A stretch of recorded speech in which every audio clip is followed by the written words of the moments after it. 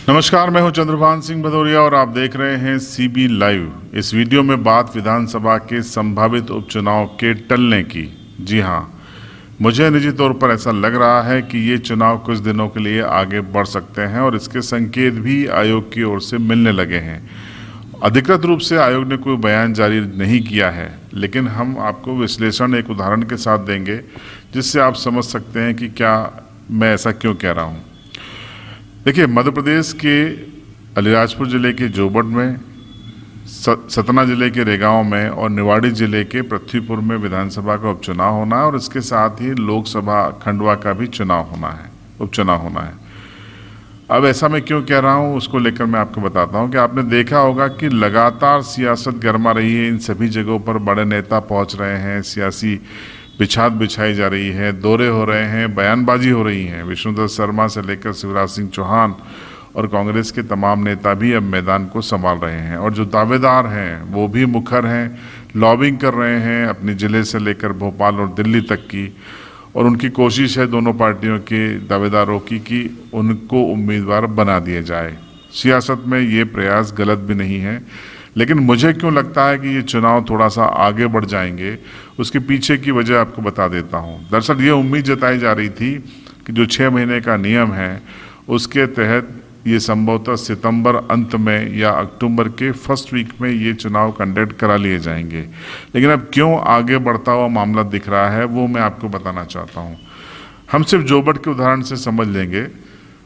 आपने देखा होगा कि झाबुआ में लोकसभा का जब उपचुनाव हुआ था उस समय प्रदेश में बीजेपी की सरकार थी। 2015 में मुख्यमंत्री शिवराज सिंह चौहान ने चुनाव के पहले ही 1500 करोड़ की घोषणाएं की थी, करीबन 10 से 12 कार्यक्रमों के जरिए। लगातार वो तीनों जिलों की विधानसभाओं में गए थे और घोषणाएं की थी। यानी कि विधानसभा चुनाव की घोषणा के पहले ही मुख्यमंत्री इस तरीके के दौरे कर सकते हैं, घोषणाएं कर सकते हैं, क्योंकि उस समय आचार संहिता लागू नहीं होती। मेरा सवाल है कि क्या मुख्यमंत्री शिवराज सिंह चौहान इस बार जोबट में आए? क्या जोबट में उनके 2 कार्यक्रम तय हुए, लेकिन दोनों ही कार्यक्रम टल गए। मुख्यमंत्री यहाँ आकर घोषणाएं क्यों नहीं कर रहे? मुख्यमंत्री यहाँ आकर कार्यक्रम क्यों नहीं कर रहे? इसके पीछे का मतलब भी आप समझिए। अगर ये चुनाव वाकई में अक्टूबर में होने होते तो क्या मुख्यमंत्री चुनाव की घोषणा का इंतजार करते या उसके पहले ही वो अपनी जमावट चालू कर देते? क्योंकि मुख्यमंत्री शिवराज सिंह चौहान के लिए ये तीनों विधानसभा चुनाव बेहद अहम है, क्योंकि अगर ये तीनों सीटें हार गई बीजेपी तो शिवराज सिंह चौहान की कुर्सी भी डगमगा जाएगी। शिवराज सिंह चौहान ये अच्छी तरह से जानते हैं, इसलिए वो अपनी लड़ाई को कमज़ोर नहीं पड़ने देंगे। लेकिन फिर भी न आना, इसका मतलब क्या है? इसका मतलब यही निकालिए कि चुनाव में देरी है और वो सही समय पर एंट्री करेंगे और सही समय पर घोषणाएं करेंगे, जो कि सियासत में होता है। क्योंकि जब कमलनाथ भी मुख्यमंत्री थे और झाबुआ का विधानसभा का उपचुनाव होना था, तब घोषणा के पहले कमलनाथ ने भी कई दौरे कर लिए थे और कई घोषणाएं कर दी थी। तो ये इतिहास रहा है, कांग्रेस हो या बीजेपी का, उपचुनाव का, कि घोषणा के पहले मुख्यमंत्री एक तरह से माहौल बनाते हैं, घोषणाओं के जरिए लुभाने की कोशिश करते हैं। लेकिन जोबट में ऐसी कोई कोशिश नहीं हुई। इसका मतलब समझिए कि मामले में देरी है। सिर्फ एक ही मतलब निकलता है। अब इसकी दूसरी वजह भी आपको बता देता हूं कि 2 मार्च 2021 को खंडवा के लोकसभा सांसद नंदू भैया का निधन हुआ था और नियम ये है कि 6 महीने के भीतर ये चुनाव कंडक्ट करा लिए जाते हैं। नियम है। 2-3 ऐसी व्यवस्थाएं हैं जिसके कारण, चाहे वो आपदा हो, युद्ध काल हो, उसी समय इन चुनाव को टालने का अधिकार भारत निर्वाचन आयोग के पास मौजूद है। आपदा जैसा कि आप जानते हैं कि कोरोना चल रहा है, तीसरी लहर की आशंका लगातार नीति आयोग से लेकर स्वास्थ्य विभाग जताता रहा है। तो मुझे लगता है कि 2 मार्च को जब नंदू भैया का निधन हुआ तो 2 सितंबर 2021 6 महीने पूरे हो रहे हैं और 2 सितंबर को आने में अब सिर्फ 1 हफ्ता बचा है। तो उसके पहले चुनाव की घोषणा भी हो जाए, वोटिंग भी हो जाए और काउंटिंग भी हो जाए, ये तो संभव नहीं है। साफ जाहिर है कि 2 तारीख के पहले आयोग बाकायदा इन चुनाव को आगे बढ़ाने का ऐलान कर देगा और जो अधिनियम है, कुछ नियम बने हुए, उसका संदर्भ भी देगा, उदाहरण भी देगा। आपदा की वजह से इन चुनाव को टाला जाता है।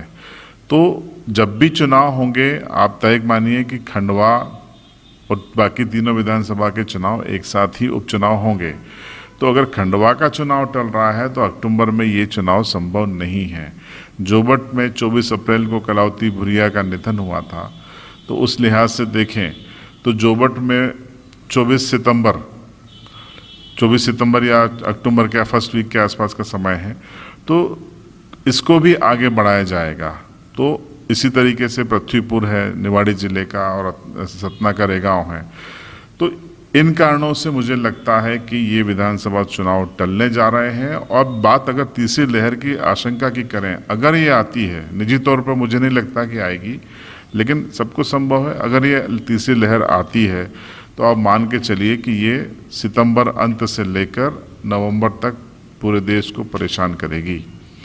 तो आयोग किसी भी हालत में नवंबर के पहले ये चुनाव नहीं करवाएगा। तो आयोग फिर कब कराएगा? तो आयोग ये चुनाव दिसंबर और जनवरी में ही कराएगा। एक चीज़ और है, 2022 में 5 राज्यों में उपचुनाव होने हैं। 2022 की शुरुआती महीनों में ही चुनाव होना है, उसमें उत्तराखंड, पंजाब से लेकर उत्तर प्रदेश भी शामिल है। तो यह भी संभव है कि अगर ये 1-2 महीने के आसपास पहुंच जाते हैं कि इन मुख्य चुनाव में जो होने हैं यूपी, उत्तराखंड और पंजाब के साथ मणिपुर और एक अन्य राज्य के, तो हो सकता है मुख्य विधानसभा चुनाव के साथ आयोग मध्य प्रदेश की जो पेंडिंग विधानसभा उपचुनाव है इनको कराए। और अगर ऐसा होता है तो मामला थोड़ा और लंबा हो सकता है, इंतज़ार लंबा हो सकता है, थकाऊ हो सकता है, लेकिन मुझे लगता है कि ये मामला दिसंबर जनवरी में हो सकता है कि यहाँ पर चुनाव हो जाएं। फिलहाल जो उम्मीद लगाए बैठे हैं, मुझे लगता है उन्हें निराशा हाथ लगेगी। लेकिन ये आयोग की ओर से अधिकृत कोई बयान नहीं है, ये मेरा अपना विश्लेषण है जो परिस्थितियों पर आधारित है। आपकी क्या राय है कमेंट बॉक्स में ज़रूर बताएं। चैनल को सब्सक्राइब करें और बेल आइकन दबा दें।